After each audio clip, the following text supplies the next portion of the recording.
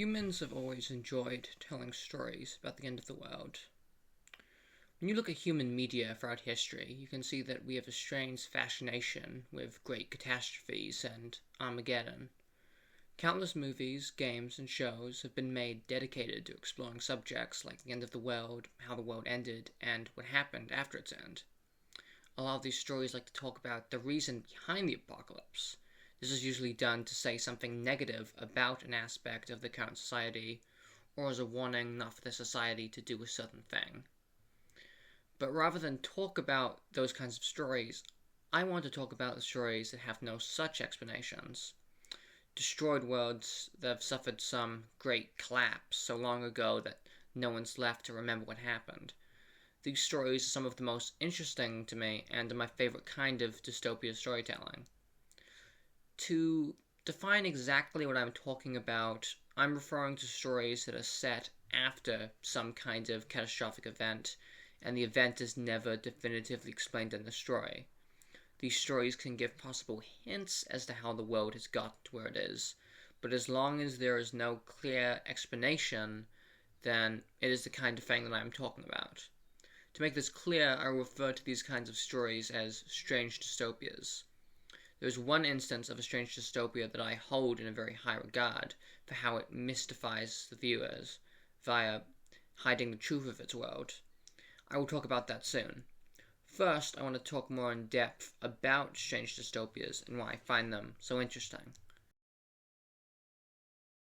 The aspect that I think these kinds of stories bring to the table is their ability to make people think about the story and come up with their own conclusions about what happened.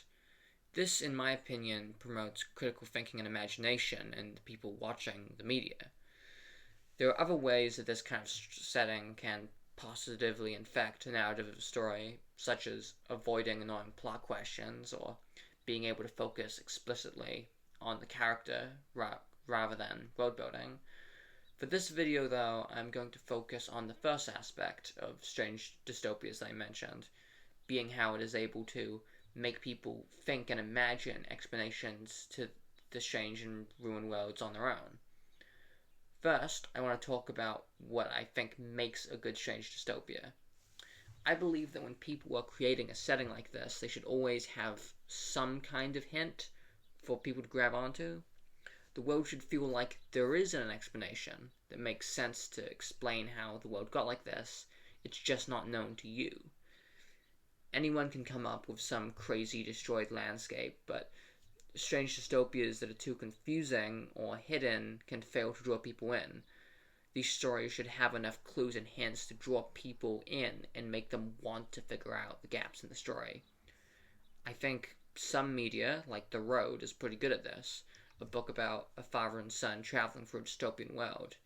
It never directly explains how the world ended, but that mystery adds to the atmosphere and makes the world the story is set in seem even more grim and hopeless. Another story I would like to point out is the game Inside, which features a boy moving deeper and deeper into a dark, shady facility where immoral experiments are seemingly being performed. These stories are both great examples of strange dystopias in my eyes. Both of their worlds are dark and confusing, but there's enough there to make some sense of them, which makes them kind of intriguing. However, there's a certain piece of media that I hold in a very high regard, and I believe portrays a great, strange dystopia, slathered in its original, dark and twisted atmosphere. This is the indie game, Little Nightmares 2. Little Nightmares 2 was created in 2021 by Tazier Studios and published by Bandai Namco. It's a puzzle horror game with several core game mechanics such as platforming, stealth, puzzle solving. But rather than talking about Little Nightmares' story, I want to talk about its world and atmosphere and how it uses this to build a strong sense of intrigue through its dark and mysterious setting. This is a sequel, however, the first game does not really have anything to do with this video, nor does it add any important context to Little Nightmares 2. Because of this, I'm going to be ignoring it going forward. While the story is not greatly important to what I'm talking about, I will briefly summarize the events of Little Nightmares 2, because it does have some importance to this. You play as a child called Mono, who wakes up in a dark forest next to no television. Traveling through the forest, avoiding traps, Mono discovers a large old cabin. Inside, locked in a basement, he finds another child by the name of Six. Six and Mono try to escape the cabin, but get stopped by a large, monstrous figure known simply as the Hunter. Running from him through the forest, they eventually escape from him and drift away on an old door. They sail across open water until they arrive at the Pale City. This is the main location of the game and will be where the rest of the events take place. Traveling through the city, you venture through several areas and meet other monstrous residents of this world, such as a teacher, a doctor, and the viewers. Throughout this, you come across TVs that, when interacted with, take you to a strange hallway, but you keep getting pulled out before you can reach the end. Eventually, after witnessing a large tower in the middle of the city, you encounter another TV, but this one lets you get all the way to the end of the hallway, where upon opening a door, you release a strange entity known as the Thin Man. The Thin Man takes Six and disappears, leaving Mono alone. Immediately after this, Mono discovers that he has the power to travel through TVs like portals, like the Thin Man. Using this power, he moves through the city, getting closer to the mysterious tower, where he eventually confronts and beats the Thin Man with his newfound powers. After this, he enters the Signal Tower, where he finds a corrupted, monstrous version of Six, treasuring a strange music box. After a battle with this monstrous Six, Mono destroys the music box, turning Six back to normal, and the two children attempt to flee the collapsing tower, which now seems to be turning into flesh and eyes. Mono and Six run through a portal, and their fate is left unknown. Roll credits. Now, after all that, what does any of that mean?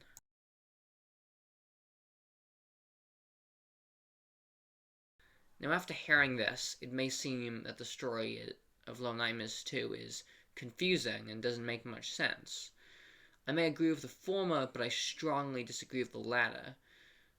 I think it may sound that way because I'm just quickly summarizing the story of the game, and I'm not covering the many minor details and hints throughout the story which add to the atmosphere and make a twisted kind of sense. When playing through the game, it doesn't feel like the story is just random or coming from nowhere. It feels like the story makes sense in its world. We just do not have the context to clearly explain why things are happening. And rather than making the viewer feel unfulfilled or lost, I would think that the story makes people feel curious and attracts them to look closer at the story and try and theorize what the things could have been. What is the Signal Tower? How are these monsters coming to be? What are the TVs? How the TVs cause this world to collapse? All of these hints give us enough information to theorize and come up with our own answers to the story. All of this to say, I think Little Nightmares 2 is a great demonstration of a strange dystopia. Its story and setting is so unique, and it's very interesting to think about its world, and all the little details and mysteries that take place inside. I think it's an incredibly unique story, and there's not anything like it. So that is why I like Little Nightmares' story, setting, and world so much. I think more stories could be done this way if they had the skill and drive. This is my thoughts on Strange Dystopia's Little Nightmares, and why the latter is such a great version of the former.